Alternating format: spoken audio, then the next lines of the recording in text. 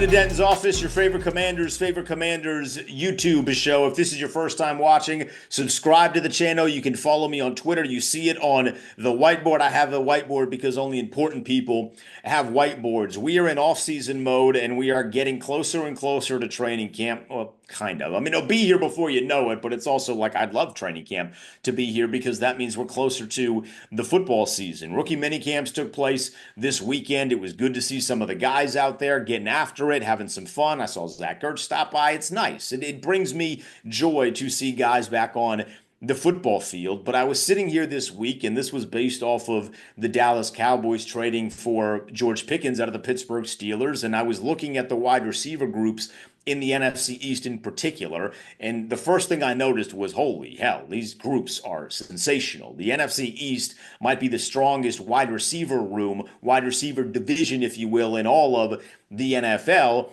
But it got me thinking, I was like, wait a second, like, how good is Washington in this division? Where do they rank based off of the George Pickens to Dallas train? And then I was looking at these groups of wide receiver rooms, and I took New York out of it because they have Malik Neighbors and nobody else. Sorry, Giants fans, but also not actually. So I took them out of the equation, and I honed it down to just three. It was Philadelphia, it was Washington, it was Dallas. I think most people would say that Philadelphia is definitively Denton. They are the number one wide receiver group in the NFC East. And to that, I say I disagree. I don't believe that. In fact, I was looking at these groups, and I had this crazy conclusion that it might actually be Washington.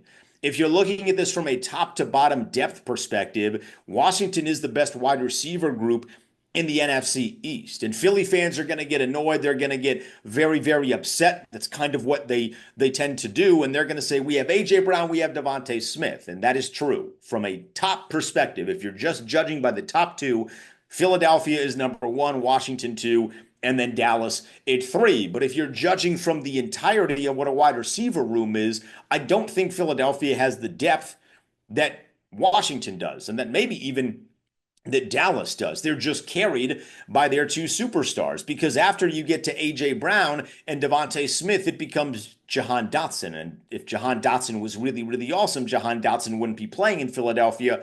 He would still be playing here. But Adam Peters said, we're good. We don't really need you. And then it's Johnny Wilson, who didn't do a whole lot in the rookie year in the NFL. Then it's Terrace Marshall Jr., who played on that great LSU team in 2019, but he's bounced around to a couple of different places. Aeneas Smith, who they just drafted, but he was known for dropping passes at Georgia. So after A.J. Brown and Devontae Smith, you're left kind of scratching your head saying, man, I don't know that Philadelphia is as deep at that wide receiver position as everybody else is, because then you turn to Dallas, you have CeeDee Lamb, George Pickens, duh.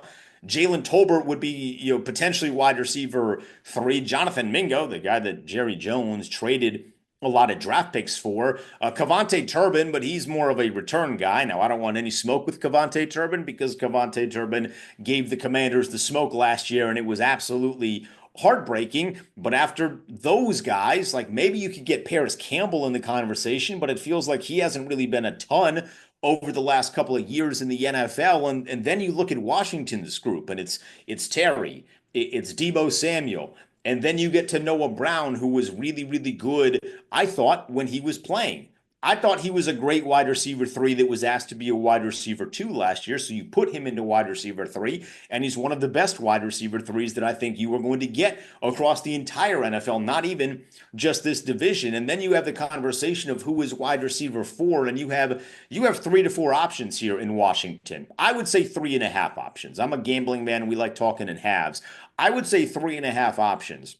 You got Luke McCaffrey, who burned a hole in my wallet last year because I bet Luke McCaffrey to score a touchdown literally every single week, including the postseason, and he proceeded to score 0 touchdowns. So I would like a little bit more from him, but I still think there is potential there with Luke McCaffrey. You have Michael Gallup, who might be the guy that I'm the most excited about. I will explain that in a moment. You have Jalen Lane, who they just drafted out of Virginia Tech, and then the half would be however you feel about KJ Osborne. I don't particularly have a lot of feelings about KJ Osborne because we didn't really see him last year. It was what, like 9 snaps, 13 snaps, something very, very low. They bring him back. Maybe with an offseason, he becomes something here, but I'm a little iffy. I don't know that he's going to make the team, especially with the drafting of one Jalen Lane. So if you take Osborne out of it, you have those three guys. I lean in the direction of Michael Gallup, and I do that because I've seen Michael Gallup at his prime, whatever you want to call his prime, when he was in Dallas, and he was a really good player. He was so good that if he's your fourth option at wide receiver, that's a pretty good spot to be in, I think.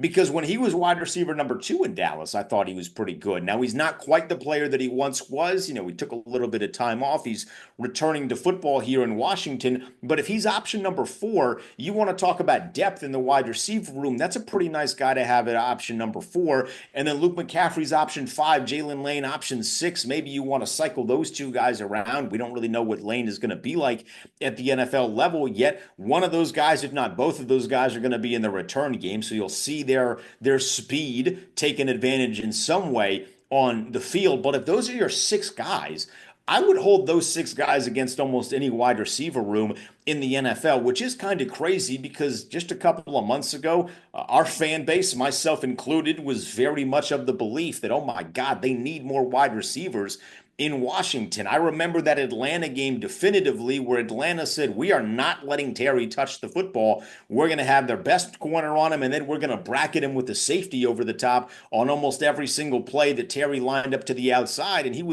we didn't really do much in that Atlanta game, and then Jaden had to throw to OZ and to Zach Ertz and to guys that you don't really feel comfortable winning a football game. They won it because he went Superman mode. I would prefer in 2025. This is just me. I don't want to have to see Jaden go Superman mode as often as he had to towards the end of the year. And I think this organization has done a really good job making it easier to say, cool, if you want to bracket Terry, if you don't want him to score 2 touchdowns on you like he did to multiple teams this year, if you don't want to see him go over 100 yards with a touchdown like he did to multiple teams this year, bracket him. We're still going to have Debo.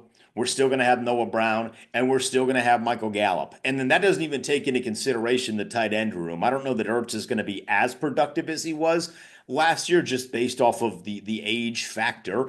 But if you're going to get him man-to-man coverage against a linebacker, I like those odds. If you're getting man-to-man with Michael Gallup potentially in the slot, I like those odds. Jalen Lane, Luke McCaffrey, like all of these guys, they've done a good enough job to where there might not be another true superstar outside of Terry McLaurin, although I think Debo kind of teeters on that line, if you will. There's a bunch of dudes that are going to make it a lot easier if somebody wants to bracket Terry to say, well, we're just going to take advantage of these other matchups. They didn't have that last year. They have that now. And I think because of that, they're the best wide receiver room in the NFC East. Again, if you're just looking at the top 2, it's going to be Philadelphia. But if you look at this thing from a top to bottom perspective, the Commanders have done a really nice job making sure that this wide receiver room is significantly better than what it was last year. And we're going to get to a point where as long as everybody stays healthy, this thing that I've had on the whiteboard for the entirety of the offseason is going to be more than just a thing I wrote on the whiteboard. It's going to be an actual conversation so long as what we saw last year continues into 2025, which I am of the belief, and you are probably of the belief, that it will. That gets me very, very excited for 2025. It gets me very, very excited for what this wide receiver room is going to look like in the year 2025 as well. That's what I got. What do you think? Am I crazy? Am I a homer for thinking that Washington's wide receiver room is one of the best, if not the best, in the NFC? Well, certainly the best in the NFC East, but one of the best, if not the best, in terms of depth in the NFL. You can let me know in the comments down below. You see the Twitter on the whiteboard. You can let me know there as well at the Denton Day. I appreciate you stepping into my office. Now, respectfully, get out.